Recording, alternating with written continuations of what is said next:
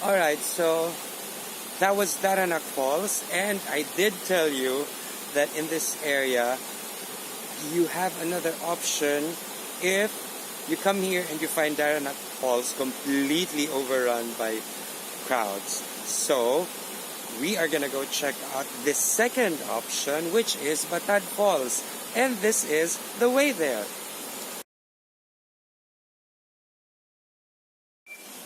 So after crossing that bridge over there, you get to this sari-sari store here, and this is where you pay the entrance going to Batlag Falls, which is that way over there.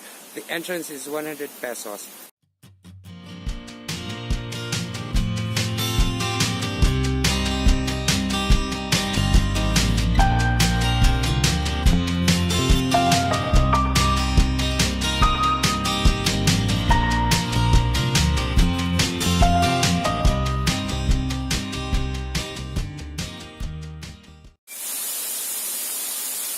Batlag has two pools, twin falls.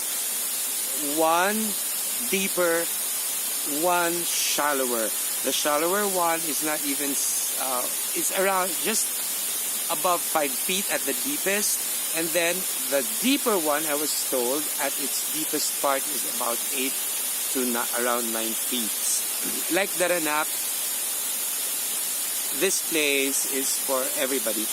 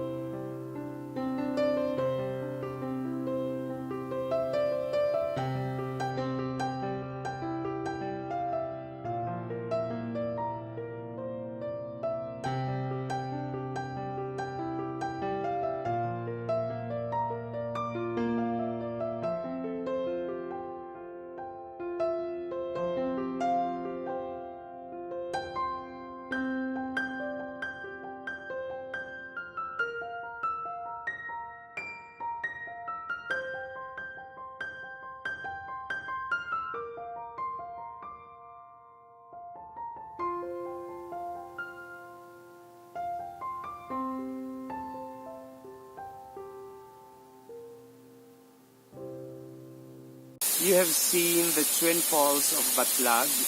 You have seen the shallower pool and then the deep pool. And for an extra 100 pesos, I think coming here after Daranak is such a steal. It's a bargain. Kasi from one slice of heaven to another slice of heaven. So the whole day, your whole day is heaven if you come here. And to think that you're not gonna spend that much. A lot of people spend more drinking, diba? Anyways, yun, I'm definitely gonna be back here. I'm actually right now thinking na on my birthday, which is in August, malapit na, that's next month, weather permitting, I'm gonna have a swimming party here.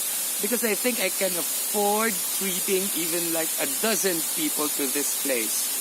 Kahit ako na magbayad siguro ng entrance, magpe-prepare lang ako ng konting food, and I think that's gonna be fun. And then I'll give them a choice to stay overnight or not. Because me, since that'll be my birthday, and if the weather is okay at that time, I can stay here 2 or 3 days. Just looking at all just that. I think that would be the best birthday gift. Waking up to sights like that. Diba?